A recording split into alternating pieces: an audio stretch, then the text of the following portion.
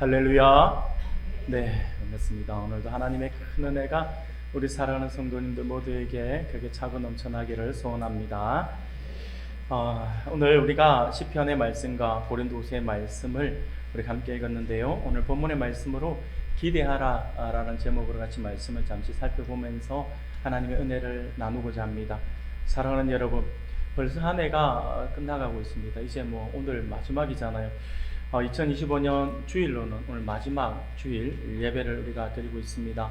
시간이 참 빠르다라는 생각이 많이 듭니다. 어릴 때는 어른들이 말씀을 하실 때 시간이 참 빠르다라고 하는 것이 참 그게 이해를 못했는데 이제 가면 갈수록 시간이 더 빠르게 느껴지는 것 같아서 요즘에는요 시간이 빛의 속도다라고 누군가 이야기를 했는데 그게 실감이 날 정도로 올 한 해 같은 경우는 참 빠르게 달려왔다라는 생각이 들어집니다. 사랑하는 여러분, 아마 올 한 해도 많은 일들로 인해서 저뿐만 아니라 우리 성도님들도 삶의 현장 속에서 많은 일들로 인해서 굉장히 분주했던 시간들이 아니었을까라는 생각이 들어집니다. 아마도 성도님들의 삶을 돌아보면 우리 올 한 해를 돌아보며 기뻐했던 순간도 분명히 있을 겁니다. 그리고 또한 분명히 속상하고 아쉬운 순간들도 있을 것이다 라는 생각이 들어집니다. 특히나 너무도 아프게 다가왔던 힘든 순간들이 우리에게 있었을 수도 있어요. 또 어떤 경우에는 우리가 노력해도 어떻게 할 수 없는 불가항력적 그런 어려움이 찾아와서 그저 어떻게 할 줄 몰라서 멍하게 그 시간들을 보냈던 그런 시간들도 우리 안에 있을 수도 있습니다. 아니면 분명 내가 노력은 했지만 내가 원하는 결과가 나오지 않아서 아파했을 때도 있을 것이고요. 나름 하나님 앞에 기도했지만 응답이 더디게 느껴져서 답답해하는 시간들도 있었지 않았을까라는 생각을 해보게 됩니다. 그리고 지인들과의 관계에서 상처받아서 낙심하는 시간들도 분명히 있을 수도 있습니다. 여러분, 그런데 그런 시간들 속에 여러분들은 어떻게 반응을 하면서 보내오셨던가요? 문득 그런 생각이 들었습니다. 그런 시간들 속에서 여러분들은 어떻게 반응을 했고 또 어떻게 그 어려운 시간들, 그 어려운 힘든 시간들을 지나왔을까라는 생각들을 해보게 됩니다. 사랑하는 여러분, 많은 사람들은요 누구나 생각한 대로 일이 되지 않고 어려움을 당하게 되면 낙심하고 절망하는 경우가 많이 있습니다. 그래서 문제 해결에 대한 방법을 찾는 것이 힘들어서 절망하면서 그저 그 어리석은 생각 속에서 그 현실을 부인하고 도망가고자 현실 도피를 선택하는 사람들도 우리 주변에는 많이 있음을 우리가 잘 알고 있습니다. 사랑하는 여러분, 그런데 오늘 하나님의 말씀인 성경은요 우리에게 이렇게 이야기를 하고 있습니다. 성경은 우리에게 그러한 어떤 낙심한 상태 아니면 절망적인 상태에서 굉장히 어렵고 힘든 상황에서 낙심하지 말고 불안해하지 말라라고 하는 것이 성경은 계속해서 우리에게 말씀을 주고 있는 내용입니다. 우리에게는 절망 속에서도 분명 소망이 있다라고 그렇게 말씀을 하고 있는 것이 우리가 본 성경의 말씀입니다. 성경에서 끊임없이 우리에게 그런 말씀으로 우리에게 위로를 주고 힘을 주고 용기를 북돋워 주고 있다라고 하는 사실을 우리가 잘 알고 있습니다. 오늘 본문을 보니까 시편 기자, 오늘 우리가 읽은 본문의 말씀에도 그러한 장면이 등장합니다. 시편 기자가 시편 42편에서 굉장히 이렇게 절망적인 상황에 놓여 있었던 그 시인이 이렇게 고백을 하고 있는 것을 보게 됩니다.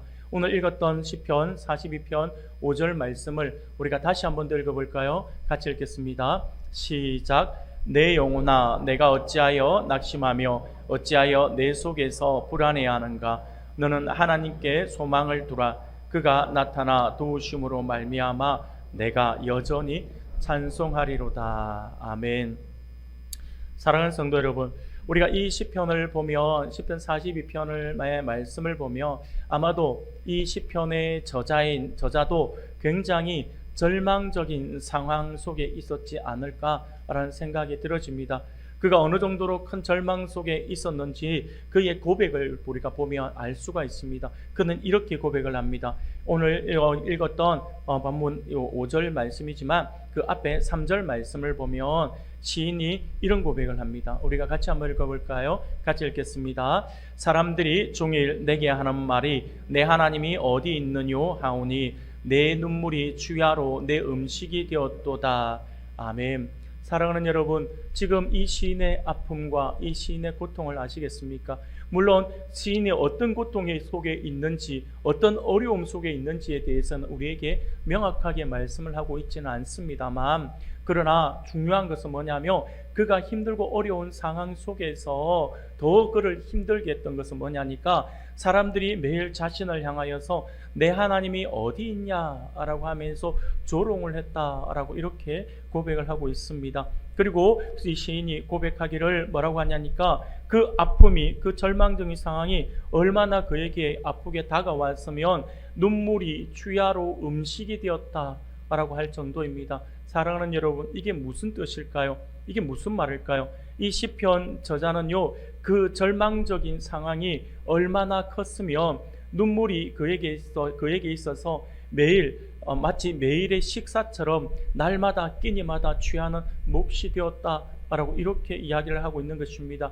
이러한 표현은요, 당시 고대 근동 사회에서는요, 감정이 격해져서 자신도 통제할 수 없는 그러한 눈물이 날 때에 자주 사용했던 시적 과장법이라고 할 수가 있습니다. 그런데 이게 시적 과장법이기는 하지만 사실 우리가 너무나도 힘들고 어려우고 너무나도 앞에 절망적인 상황 속에서 주저앉아 있을 때, 아무것도 보이지 아니할 때 그저 눈물이 나며 이 눈물은 통제 가능하지가 않습니다. 너무나도 우리가 울고 싶지 않아도 계속해서 눈물이 쏟아져 나오는 걸 볼 수가 있어요.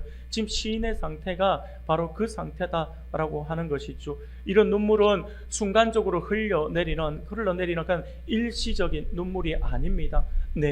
이 내면 깊은 곳에서부터 흘러나오는 그치지 않는 지속적인 통곡의 눈물을 의미하고 있는 것입니다.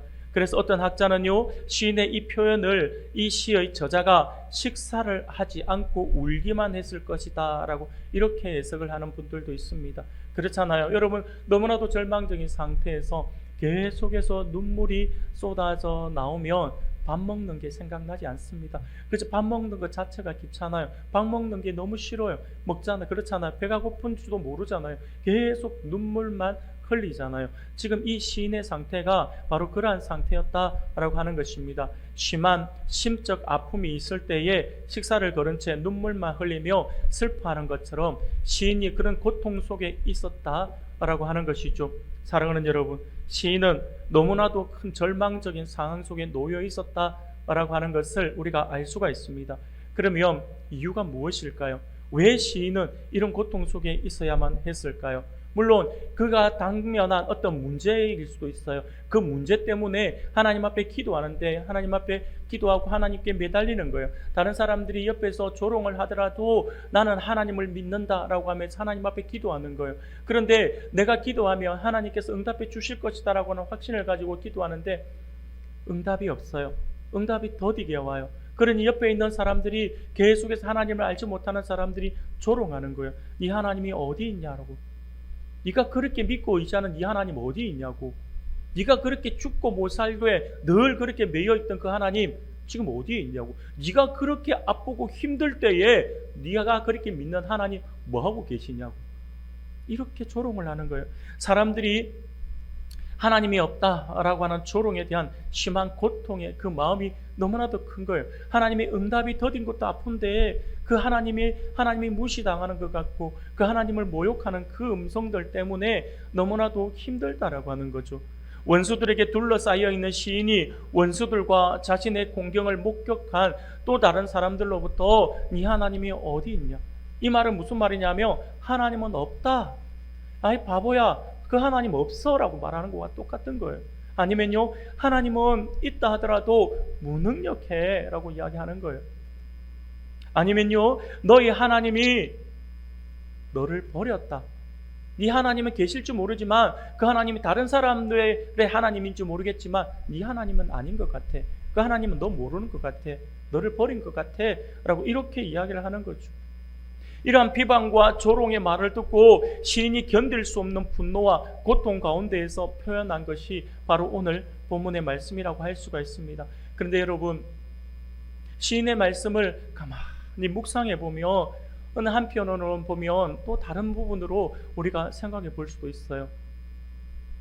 가만히 이 본문의 말씀, 시인의 이 말씀을 묵상하면 이러한 시인의 표현은 당시 원수들로 인하여서 자신의 고통과 어려움 속에서 아무 응답이 없으신 하나님으로 인해서 하나님이 없다, 하나님은 무능하시다, 하나님이 너를 버렸다라고 하는 모욕적인 소리를 들었음에도 그럼에도 불구하고 침묵하시는 하나님이시잖아요. 침묵하시는 하나님으로 인해서 시인이 뭐라 대꾸조차 못하고 그저 그들의 소리에 아무 말 없이 듣고만 있을 수밖에 없는 자신의 처지가 한탄스럽기도 했을 겁니다.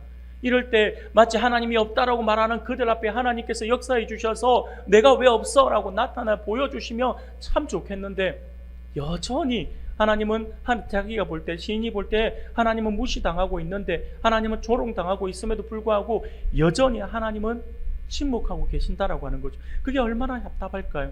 얼마나 한탄스러울까요? 심지어 시인은요, 그들의 비방과 모욕적인 말에 하나님의 백성임에도 불구하고 그 말들에 내 안에서 하나님이 응답이 없어서 고통과 절망 속에 홀로 내버려진 듯하게 그렇게 있으니까 정말 하나님은 계시지 않으신가? 아니면 하나님은 정말 나를 버리신 것인가? 라고 하는 공감의 마음이 올라오고 있다라고 하는 거죠.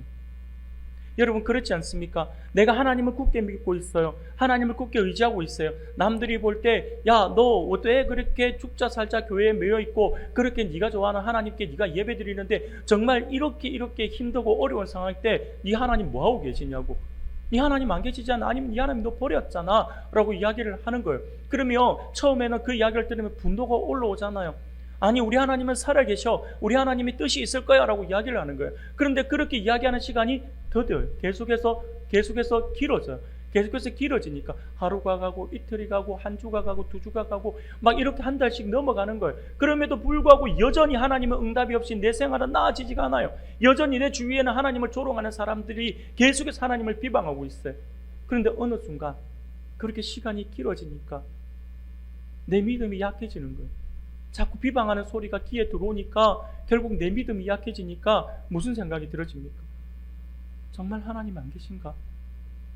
정말 하나님이 나는 버리신 건가? 라는 생각이 들 수밖에 없는 거잖아요. 그 비방하는 사람들의 그 목소리에 그 말에 조금씩 내 안에서 공감하는 마음이 생기는 거죠.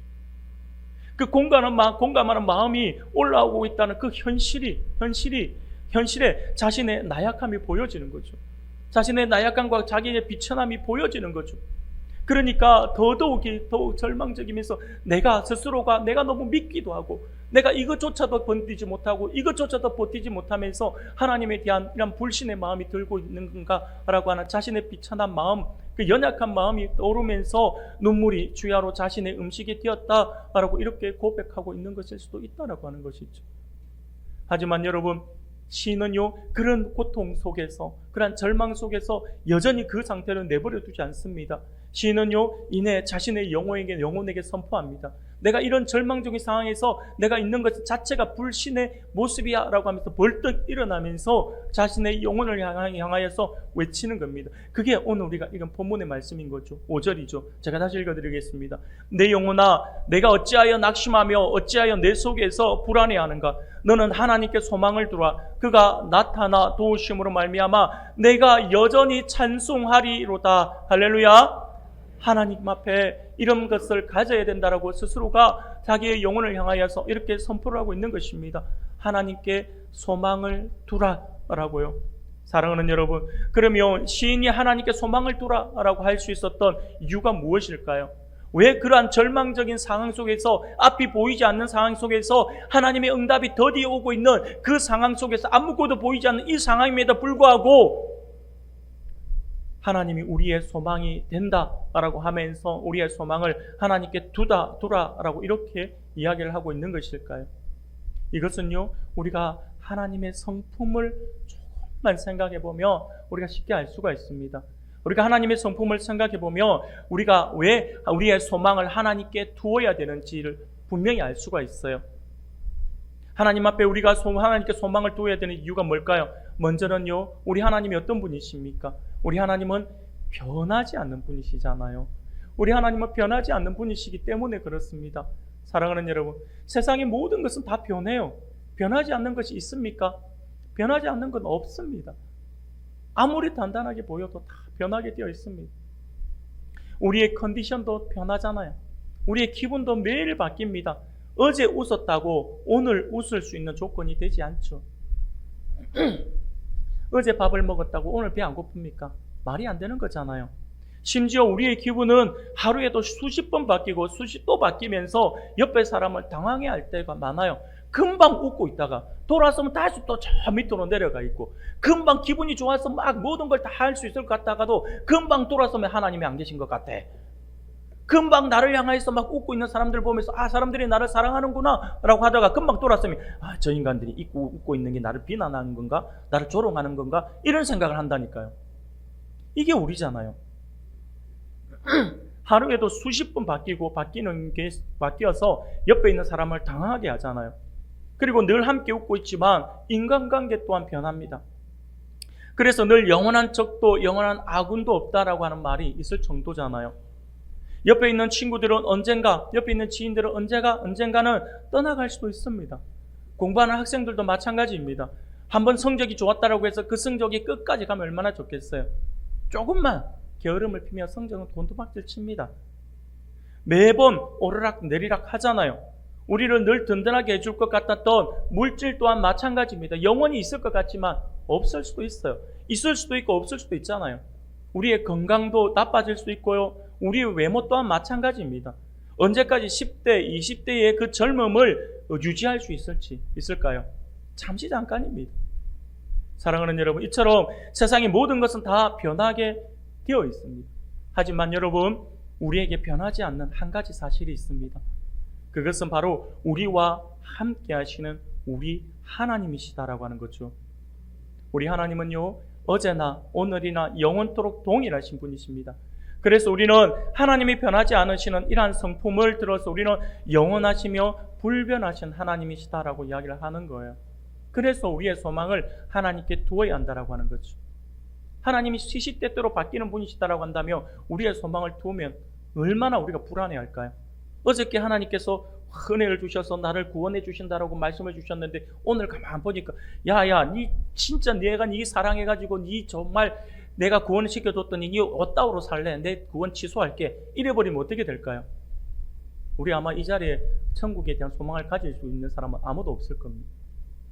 하나님은 변하지 않는 분이시세요. 그게 우리에게 얼마나 큰 은혜인지 모릅니다. 두 번째로 우리가 왜 하나님께 소망을 두어야 합니까? 그분은 우리를 사랑하시기 때문에 그래요. 하나님이 우리를 사랑하시기 때문입니다. 어떻게 보면 우리가 늘 사랑한다라고 하는 말을 자주 하고는 있지만 인간들의 사랑은 어떻게 보면 조건부잖아요. 관계가 좋고 나에게 우호적이면 좋아하고 사랑한다는 말을 쉽게 내뱉습니다. 금방 사랑해 하고 하다가도 그 다음날 돌았으면 왼수같이 싸운다니까요. 그게 우리 안에 변하는 우리의 모습들이잖아요. 하나님과는 다르게 우리는 늘 변한다라고 조금 전에 말씀을 드렸지 않습니까? 이처럼 그 관계가 영원하지 않고 변하여서 조금이라도 섭섭하게 하면 우리는 언제 그랬냐는 듯이 서로 비방하고 다투고 싸우는 게 우리의 모습이잖아요. 이것이 우리의 죄성을 가진 우리의 모습입니다. 이처럼 우리의 사랑은 늘 시시때때로 변합니다. 우리 안에 있는 사랑 영원하지 않아요. 금방 변합니다. 그래서 우리 주님도 이 사실을 너무나도 잘 알고 계신 거예요. 너무나도 잘 알고 계셔서 우리 주님께서 우리를 향해 이렇게 말씀을 하시는 거예요. 마태복음 5장 43절 44절 우리 같이 한번 읽어봅시다. 같이 읽겠습니다. 시작. 또 내 이웃을 사랑하고 내 원수를 미워하라 하였다는 것을 너희가 들었으나 나는 너희에게 이르노니 너희 원수를 사랑하며 너희를 박해하는 자를 위하여 기도하라. 아멘. 사랑하는 여러분, 우리 주님께서 이 말씀을 하신 것이 이유가 있죠. 우리가 연약해서 늘 변하는 성품을 가지고 있다고 하는 것을 주님 너무나도 잘 알고 계셨기 때문이에요. 그래서 주님께서 꼭 꼬집어서 사랑해야 한다라고 당부를 하고 있는 겁니다.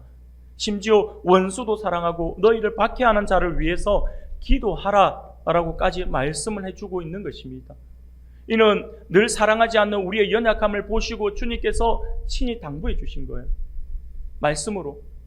너희들이 변한다라고 하는 거 잘 알아. 너희들이 사랑은 영원하지 않다라고 내가 잘 알아. 그러니 내가 꼭 꼬집어서 너희들에게 당부하는 거야. 서로 사랑해야 된다라고요.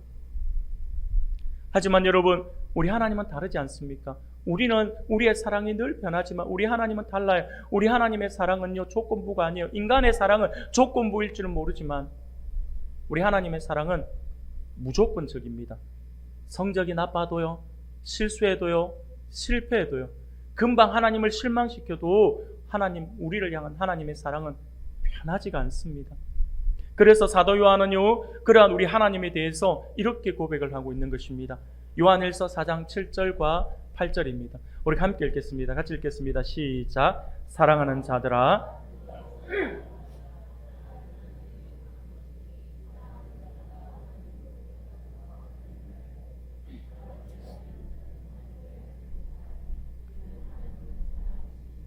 아멘. 제가 다시 읽겠습니다. 사랑하는 자들아, 우리가 서로 사랑하자. 사랑은 하나님께 속한 것이니 사랑하는 자마다 하나님으로부터 나서 하나님을 알고 사랑하지 아니하는 자는 하나님을 알지 못하나니 이는 하나님은 사랑이심이라. 아멘. 사랑하는 여러분, 바로 그렇습니다. 하나님은 사랑 자체이십니다. 그렇기 때문에 하나님의 그 사랑은요, 변하지 않는다라고 하는 거죠. 그래서 우리 하나님께서 우리를 이처럼 사랑하시기 때문에 우리의 모든 소망을 하나님께 두어야 한다라고 이렇게 말씀을 드리는 거예요. 그리고 세 번째로 우리가 왜 우리의 소망을 하나님께 두어야 할까요? 그것은 하나님은 전능하시기 때문에 그래요. 우리가 하루하루 살아가다 보면 우리의 힘으로 해결할 수 없는 수많은 일들을 만나게 되어 있습니다. 그 어려운 일들은요, 마치 우리 앞에 거대한 골리앗처럼 여겨질 수도 있고요, 넘을 수 없는 태산과 같이 느껴질 수도 있습니다. 그래서 그 앞에서 우리는 자신의 나약하고 비천함을 떠올려서 절망하며 주저앉아 버릴 때도 많다라고 하는 거죠. 우리의 힘으로는 도저히 그 골리앗을 이길 수 없고 그 태산을 넘을 수 없다라고 생각하고 있기 때문이죠. 그러나 아무리 우리 앞에 문제가 거대한 골리앗같이 느껴지고 그렇게 거대하게 느껴지고 태산과 같이 그렇게 느껴져서 우리가 해결할 수 없는 것 같은 문제도 우리 하나님 앞에서는 아무것도 아니다라고 하는 거죠. 하나님은 모든 것을 다 해결하실 수 있는 분이십니다. 우리가 막다른 길이라고 생각하는 곳에서도, 길이 없다라고 하는 생각하는 곳에서도 하나님은요, 새로운 길을 만드실 수 있는 분이시다라고 하는 것이죠. 그래서 어느 누군가는요, 동서남북 모든 길이 막혔다라고 한다면 하늘을 바라보라. 그리하면 하나님께서 하늘 길을 열어주실 것이다 라고 이렇게 이야기를 하기도 합니다. 사랑하는 여러분, 우리 하나님은요, 우리의 상상 속에 계신 분이 아니잖아요. 우리는 상상 속에 있어서 우리의 생각 속에서 이렇게 할 거야, 저렇게 할 거야, 막다른 길을 만나면 내가 더 이상 피할 수 있는 곳이 없구나, 아무리 내가 머리를 쓰고 신경을 쓰고 이게 막 생각을 하고 짜내도 도저히 답이 없어 라고 하는 그때도 하나님은 길을 만드시는 수 있는 분이시다라고 하는 거죠. 우리의 상상을 뛰어넘어서 우리가 전혀 생각하지 못한 방법으로 하나님은 길을 만드시는 분이시다라고 하는 거죠. 이게 바로 전능하신 하나님이시다라고 하는 거예요. 사랑하는 여러분, 그렇습니다. 우리 하나님은 못할 것이 전혀 없으신 전능하신 분이십니다. 이 사실을 결코 우리가 잊어서는 안 될 것입니다. 여러분, 이렇게 좋으신 우리 하나님이 우리와 함께 하시잖아요. 이렇게 좋으신 우리 하나님이 우리와 함께 하심에도 불구하고 왜 우리가 소망을 잃고 살아가야 할까요? 이 땅을 살아가다 보면 우리가 하나님께 소망을 두고 살아야 함에도 불구하고 하나님께 소망을 두지 못하는 삶을 살아가고 있지 않습니까? 이유가 뭘까요? 오늘 본문에서, 또 다른 본문에서 바울은요, 그 이유에 대해서 이렇게 말씀을 합니다. 우리가 하나님께 소망을 두지 못하고 있는 그 이유에 대해서 바울은 우리에게 이렇게 이야기를 합니다. 고린도후서 4장 18절입니다. 같이 읽겠습니다. 시작. 우리가 주목하는 것은 보이는 것이 아니요 보이지 않는 것이니 보이는 것은 잠깐이요 보이지 않는 것은 영원함이라. 아멘. 사랑하는 여러분, 우리가 삶의 현장에서 소망을 잃고 살아가는 이유는 다름이 아니라 보이는 것들에만 집중을 하고 있기 때문이다 라고 하는 거예요. 지금 당장의 어려운 상황, 불확실한 미래에 대한 그런 걱정, 그런 것들, 이런 보이는 것들에 집중을 하기 때문에 우리가 소망을 잃고 살아가고 있다라고 하는 것입니다. 하지만 우리가 가만히 생각을 해보면 이런 눈에 보이는 것들은 다 잠깐 있다가 변하거나 사라지는 것들이잖아요. 그러나 안타깝게도 우리는 보통 이렇게 보이는 것들에 우리의 만족과 안정감을 찾으려고 한다라고 하는 거죠. 잠깐 있다 사라지는 것인데 거기에 너무 매인다라고 하는 거예요. 그리고 그게 너무 의지한다라고 하는 거죠. 그렇기에 날마다 상황이 좋을 때는 기뻐하고 즐거워하다가 나쁠 때는 절망하는 거예요. 그래서 어제는 좋았다가 오늘은 떨어지고, 아니 아침에는 좋았다가 낮에는 떨어지고 다시 저녁에 좋았다라고 하는 그런 모습으로 마치 롤러코스터를 타듯이 우리의 감정이 그렇게 수십 번을 바뀌게 된다라고 하는 거죠. 하지만 바울은요 16절에서 이렇게 이야기를 합니다. 16절 같이 읽겠습니다. 시작. 그러므로 우리가 낙심하지 아니하노니 우리의 겉사람은 낡아지나 우리의 속사람은 날로 새로워지도다. 아멘. 그렇습니다. 우리가 늘 바라보는 겉으로 보이는 것들은 다 낡아지는 것이죠. 우리가 만약 낡아지는 보이는 것들에만 의존한다면 우리 안에 소망을 잃어버릴 수밖에 없음을 우리가 명심해야 합니다. 우리의 소망은 눈에 보이는 것들에게 두는 것이 아니라 보이지 않는 것이죠. 저 천국이죠. 하나님이시다라고 하는 거죠. 사랑하는 성도 여러분, 그래서 바울은 오늘 본문의 말씀을 통해서 우리 안의 소망을 잃어버리지 않기 위해서 너무나도 중요한 메시지를 전달하고 있습니다. 그것은 오늘 우리가 잠시 있다가 사라져 버리는 그런 낡아 없어지는 이 땅의 것을 소망하는 것이 아니라 영원한 것을 소망해야 한다라고 하는 것을 강조하는 거죠. 그래서 17절에서 이렇게 고백을 하고 있는 것입니다. 17절도 우리가 함께 읽어볼까요? 시작. 우리가 잠시 받는 영광의 중한 것을 우리에게 이루게 함이니. 아멘. 사랑하는 우리 성도 여러분, 혹시 지금 자신의 삶 속에서 어려움이 있습니까? 어려움 가운데 있습니까? 내 안에 문제가 너무 커서 그것이 마치 골리앗처럼 느껴지고 그로 인해서 내가 마치 절벽 앞에 서 있는 것 같은 느낌, 그렇게 절벽까지 서 있는 것처럼 느껴지십니까? 그러나 여러분 분명히 기억할 수 있기를 바랍니다. 지금 앞에 어려움은 잠깐입니다. 우리 앞에 있는 그 어려움은 잠깐이에요. 지금 우리가 겪고 있는 어려움들은 영원한 관점, 이 영원이라고 하는 관점에서 보면 정말 잠시 잠깐이에요. 영원이라고 하는 그 관점 속에서 보면 찰나라고 이야기할 수 있어요. 순간적으로 없어지는 거예요. 그럼에도 불구하고 그 순간적으로 없어지는 거기에 우리가 너무나도 많이 매여 있다라고 하는 거죠. 하지만 우리와 함께 하시는 우리 하나님이 주시는 우리 하나님이 주시는 소망, 그 소망은요 잠시 잠깐의 것이 아니에요. 영원한 것입니다. 그래서 바울은요 로마서 8장 18절에서 이렇게 이야기를 하는 거예요. 생각하건대 현재의 고난은 장차 우리에게 나타날 영광과 비교할 수 없도다 라고 이렇게 강력하게 선포를 하고 있는 것입니다.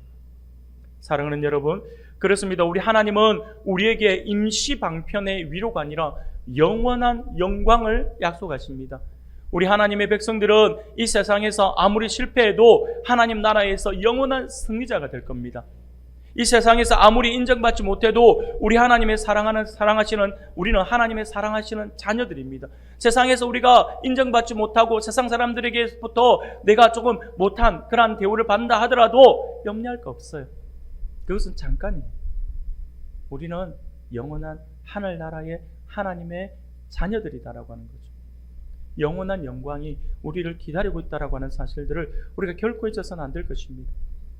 그러므로 우리의 신앙과 믿음을 우리가 굳게 지켜나가야 합니다. 그렇게 우리의 신앙과 믿음을 굳게 지켜나가면 하늘에 우리의 지켜나가면서 하늘에 우리의 소망을 두고 우리가 살아간다라고 한다면, 그 어떠한 비방과 시험을 우리가 이겨낸다라고 한다면 우리는 마지막 날 주님 앞에 섰을 때에 잘했다, 착하고 충성된 종아 라고 하는 그런 칭찬과 승리자의 면류관을 받게 될 것이고, 이와 함께 영원한 상급을 받게 될 것입니다.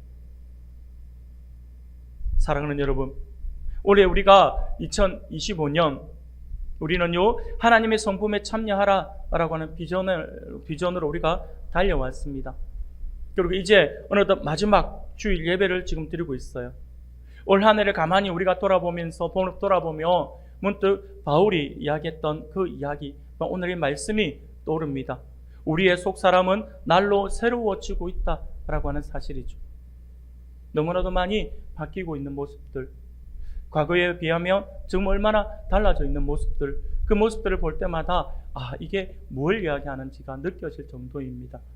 속사람은 날로 새로워지고 있다라고 하는 거죠. 비록 눈에 보이진 않지만 하나님과의 관계는 점점 더 깊어지고 하나님이 예비하신 영광스러운 미래는 점점 더 가까워지고 있다라고 하는 것이 느껴집니다. 여러분들은 그게 느껴지는지는 모르겠지만 목회자인 저희 입장에서 볼 때 느껴지고 있어요. 과거에 비하면 많이 여러분들 변화된 모습, 표정부터 굉장히 많이 달라져 있죠. 과거의 모습과 지금 현재의 모습을 보면 정말 많이 달라져 있는 것 같아요. 올 한 해만 보더라도 1월 달에 우리가 가졌던 모습과 지금 12월 달에 가지는 우리의 모습들을 보면 그 또한 차이를 느끼게 됩니다. 지난 주일에 우리가 공동회의를 했어요. 공동회의를 하면서 우리가 여러 가지 말씀을 많이 나누고 또 회의를 하면서 회의가 길어졌잖아요. 놀라운 것 중에 하나가 있어요. 그게 뭐냐면 우리가 예산안에 비해서 지출해야 될 지출 비용이 더 많았어요. 어떻게 보면 그것이 우리에게 절망적으로 다가올 수도 있어요. 걱정으로 다가올 수도 있어요. 어떻게 줄일까 라고 할 수도 있어요. 그래서 이거 줄이고 저거 아끼고 이런 말을 하자고 할 수도 있어요. 그런데 단 한 번도 그런 이야기를 하시는 분이 없어요. 예산에 비해서 지출해야 될 비용이 많음에도 불구하고 어떻게 보면 근심 걱정거리잖아요. 불안해하고 근심 걱정해야 되는 게 당연한 거예요. 그런데 근심 걱정하기보다는 오히려 즐거움 속에서 긴 회의를 마치고 늦은 점심시간이라서 배가 고파 인상 쓸 법도 했는데 어느 누구도 그렇지 않고 마치 들떠있는 어린아이들과 같이 온 성도들이 즐거움 속에서 식탁 교제를 나누는 모습을 제가 옆에서 지켜보면서 처음에는 놀랍다라는 생각을 했어요. 식사를 하면서 장로님들과 함께 이야기하면서 오히려 길어진 이 회의로 인해서 배가 고파서 진짜 빨리 하면서 아무 말 없이 밥을 먹을 것 같은 오히려 전체적인 분위기가 식당에서의 분위기가 그냥 업되어 있는 모습을 보면서 어린아이들처럼 좀 업되어 있는 모습을 보면서 굉장히 많이 달라져 있구나, 굉장히 바뀌어져 있구나라고 하는 것들이 느껴졌어요. 목회자로서 굉장히 흐뭇해지는 그런 순간이었습니다. 앞으로 우리 교회를 향한 하나님의 사랑과 그 은혜를 보는 듯해서 얼마나 감사했는지 모릅니다. 그리고 뿐만 아닙니다. 어제도 말씀을 준비하면서 마무리를 하면서 어제의 모습들을 가만히 떠올려봤어요. 어제는요, 새벽 기도를 마치고 나서 죄송합니다. 새벽 기도를 마치고 나서 날씨가 너무 매서워서 제가 걱정을 많이 했어요. 너무나도 춥다. 어떻게 하지? 라는 생각을 했어요. 왜냐하면 붕어빵 전도를 한다라고 광고를 했잖아요. 매서운 날씨이기 때문에 걱정을 많이 했는데 조금만 있으니까 1시간 정도, 2시간 정도 있으니까 그저 날씨가 모르겠어요. 제가 느껴지는 체감온도에서는 조금 따뜻해진다라는 생각이 들었어요. 여하튼 매서운 날씨임에도 불구하고 많은 성도들이 나와서 추위를 무릅쓰고 나와서 주일 예배를 위해서 준비하는 거예요. 여러분 안 나오시는 분들은 모르시겠지만 어제 그 매서운 날씨에도 여러분 오늘 여러분들 쾌적한 공간에서 예배드리는데 성도들 예배드리는데 아무 불편하지 않기 위해서 애쓰는 그 누군가들이 있어요. 여러분 우리 모두가 감사해야 됩니다. 그런데 어저께 보니까 그렇게 나와서 예배 준비를 하고요. 붕어빵 전도를 위해서 또 많은 분들이 나와서 함께 봉사도 하고 또 함께 전도도 하는 거예요. 그러면서 전도하는데 정말 즐겁게 이렇게 하는 모습을 보면서 얼마나 감사한지 모릅니다. 제가 밖에 나가서 붕어빵 전도하는데 나가서 서 있으면 말씀 준비하고 설교 준비하고 주일 예배 준비하라고 계속 저보고 들어가래요. 제가 볼 때 물론 웃으면서 잔소리하는 사람 옆에 있어서 불편하니까 들어가라는 거 아니에요. 제가 농담으로 그래 했지만 들어가라라고 하는 목사님 들어가셔서 주일 준비하십시오라고 하는 말씀에 저는 어떤 말을 느끼냐면 배려가 느껴졌어요. 얼마나 감사했던지요. 배려하는 모습, 그 배려의 말씀에 정말 제가 감사의 입술이 흘려서 열려지는 것 같아요. 정말 감사했습니다. 이 모든 모습들을 통해서 우리가 올 한 해 정말 하나님의 성품에 더 가까이 참여하고 있었고 조금씩 성화의 모습으로 나아가고 있어서 서로가 서로를 위해서 그 매서운 추위에 나와서 교회 주일 예배를 위해 준비하는데 왜 맨날 나만 나오고 맨날 나오는 사람만 나오고 안 나오는 사람들은 뭔데 하면서 인상을 쓰면서 하시는 분 한 번도 안 계세요. 그냥 콧노래 부르면서 즐겁게 추워도 그냥 봉사하는 모습, 하나님께 예배 드릴 때 모두가 쾌적한 장소에서 쾌적한 환경 속에서 이렇게 예배 드리는 그 모습을 상상하면서 준비하고 그렇게 헌신하는 모습을 보면서 얼마나 감사한지 모릅니다. 여러분, 이게 성화되어 가고 있는 모습인 거죠. 주님의 성품을 닮아가고 있는 우리의 모습이에요. 이러한 성화의 모습으로 나아가고 있고 밝은 우리의 미래를 보는 듯해서 홀로 제가 서재에 앉아서 감사합니다 라고 고백을 했던 기억이 납니다.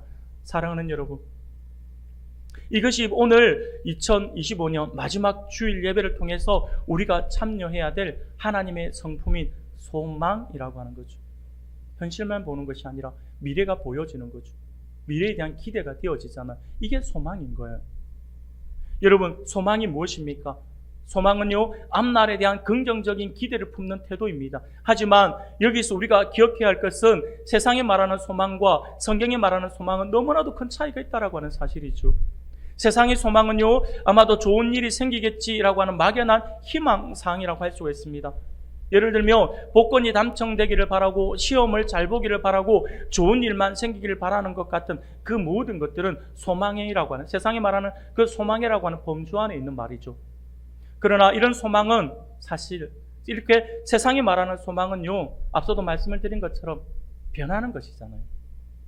상황에 따라 금방 사라져버리는 것이잖아요. 쉬운 예를 들어서 이렇게 생각해 볼 수 있어요. 제가 어릴 때에 여러분 주택복권이라고 하는 게 나왔어요. 1등에 당첨되면 1억 원이라고 하는, 이쪽을 보십시오. 설교자는 저 뒤가 아니고 이쪽이에요. 전화벨이 울릴 수도 있는데 왜 자꾸 거기다 신경을 쓰시는지 모르겠어요. 자, 1등에 당첨되면 2억짜리 복권이 그게 나왔어요. 그때 제 기억이 아직도 생생합니다. 그때는 어릴 때는 이 돈의 가치, 돈의 어떤 그걸 잘 모르니까 어른들이 했던 말들을 들었을 때에 기억나는 말이 있어요. 뭐냐면 저거 1등 당첨되면 평생 먹고 산다라고 이야기를 했어요. 그냥 1억짜리 하나 걸리면 평생 먹고 산대요. 은행에 넣어놓으면 평생 먹고 산다, 그렇게 이야기를 했어요. 정말 그랬어요? 그때는 그런 줄 알았어요. 근데 여러분, 지금 한번 생각해 보십시오. 지금 한번 생각해 보세요. 오늘날 1억 원의 가치가 그 시절의 가치와 같을까요? 전혀 다릅니다. 과거에 1억 가지고 평생 먹고 산댔는데 그 돈 지금까지 그대로 아마 안 쓰고 누군가 1등 당첨되고 1억 가지고 은행에 저축해 놓고 매일 있었다 생각해 보세요. 지금 수십 년이 지난 지금 그것이 과거에 느껴지는 그 가치와 같은 가치로 다가오냐고요? 아니다라고 하는, 바뀌는 거예요. 전혀 다르잖아요. 세상은 너무나도 눈부시게 바뀌었습니다. 그러다 보니 돈의 가치도 너무나도 달라졌어요. 앞으로 또 어떻게 달라질지 모릅니다. 이것처럼 세상이 말하는 소망은요, 상황에 따라 달라지는 것이에요. 하지만 성경이 말하는 소망은 달라요. 성경이 말하고 있는 소망은 영광스러운 하나님께 근거를 두고 있는 것입니다. 바울이 말한 지극히 크고 영원한 영광을 바라보는 것이에요. 하나님의 약속을 신뢰하는 믿음을 바탕으로 하나님이 예비하신 영광스러운 미래를 확신하는 것이 바로 우리가 가져야 할 소망이다라고 하는 것입니다. 이러한 소망을 잃어버린 사람은 현재의 어려운 상황만 바라보고 포기하게 되는 것이죠. 부정적인 생각에 갇혀 살아가게 되어 있고요. 바울의 표현으로 말하면 보이는 것에 집중하고 있기 때문에 그런 일이 벌어진다라고 하는 거죠. 하지만 하나님께 소망을 둔 사람은 다릅니다. 지금 당장은 힘들어도 하나님이 약속하신 영원한 영광을 바라본다라고 하는 거죠. 하나님이 나를 향한 영광스러운 계획을 가지고 계시니 곧 나아질 거야 라고 생각하면서 끝까지 포기하지 않습니다. 이것이 바울이 17절에서 우리가 잠시 받는 환난에 경한 것이 지극히 크고 영원한 영광에 중한 것을 우리에게 이루게 함이다라고 하는 말씀, 그것을 고백할 수 있었던 이유가 되는 것이죠. 지금의 고난은 잠깐이지만 하나님이 주실 영광은 영원하다라고 하는 확신이 있었기 때문입니다. 사랑하는 여러분, 그렇습니다. 하나님의 영광스러운 약속과 신실하심을 믿고 소망의 태도를 우리가 지닐 때에, 그러한 모습을 가질 때에 우리는 지금의 어려운 현실 속에서도 낙심하거나 주저하지 않고 영원한 영광을 바라보며 믿음으로 그 위기를 극복할 수가 있을 것입니다. 사랑하는 여러분, 그렇다면 우리가 어떻게 이 하나님께 두는 이 소망을 두는 이 소망, 하나님께 두는 이 소망을 우리가 가질 수 있을까요? 우리가 몇 가지로 생각해 볼 수 있어요. 여러분들이 이거는 우리가 삶 속에서 적용해서 실천해야 되는 겁니다. 우리가 어떻게 이 큰 소망을 가질 수 있을까요? 먼저는요, 매일 하나님과 대화하는 시간을 가져야 합니다. 무슨 말입니까? 기도하는 시간이에요. 아침에 일어나면 여러분들 그저 일어나기 싫다. 오늘도 출근해야 되나? 오늘도 이렇게 시작해. 이렇게 하지 마시고요. 아침에 일어나면 그냥 이불 속이라도 좋아요. 정신이 들자마자 하나님 앞에 기도하십시오. 하나님, 오늘도 저희 삶 가운데 동행하여 주옵소서라고 기도하십시오. 밤에 잠들기 전에 하나님, 오늘 하루 지켜주심에 감사합니다. 그리고 하루 중에 있었던 모든 일들 주님께 맡겨드립니다. 하나님, 선하게 인도해 주옵소서라고 기도하십시오. 그런 기도의 습관을 길러보십시오. 그러면 우리는 우리 안에 하늘의 소망이 생겨나게 되어 있습니다. 두 번째로 하나님의 약속들을 기억하십시오. 하나님과 대화의 시간을 가질 뿐만 아니라 하나님의 약속하신 것들을 기억해야 합니다. 하나님은 우리에게 늘 말씀하십니다. 하나님이 우리를 사랑하신다. 우리와 함께 하신다. 우리의 미래를 책임지신다라고 하는 이러한 약속의 말씀을 기억해서 우리가 고백하는 거예요. 우리가 기도하면서 그 약속의 말씀을 가지고 하나님 앞에 내어놓아야 되는 거예요. 기도하셔야 되는 거죠. 그러면 하늘 소망이 생겨나게 되어 있습니다. 그리고 하나 더, 모든 일에 있어서 영원한 관점에서 바라볼 수 있기를 바랍니다. 지금의 어려움이 평생 갈 것처럼 느껴져도 그것은 정말 잠깐이에요. 반면에 하나님과 함께하는 기쁨과 평안은 영원하다라고 하는 거죠. 그러므로 날마다 내 영혼아 하나님께 소망을 두라라고 이렇게 오늘 시인처럼 선포할 수 있기를 바랍니다. 그러면 반드시 우리와 함께 하시는 하나님으로 인해서 우리 안에 하늘 소망이 더욱더 풍성해질 것입니다. 사랑하는 성도 여러분, 오늘 하나님께서 우리에게 주시는 말씀을 기억할 수 있기를 바랍니다. 그래서 날마다 우리의 소망을 하늘에 두고 어떠한 경우에도 흔들림 없이 오직 하나님만 바라보고 나아감으로써 불과 며칠 안 남았지만 남아있는 2025년을 잘 마무리하고 다가올 2026년에는 더 큰 하늘의 은혜를 바라는 그런 소망으로 함께 달려나가서 우리 은강교회를 더욱더 든든하고 아름답게 세워나가는 우리 모든 성도님들이 다 되시기를 주님 이름으로 축원합니다.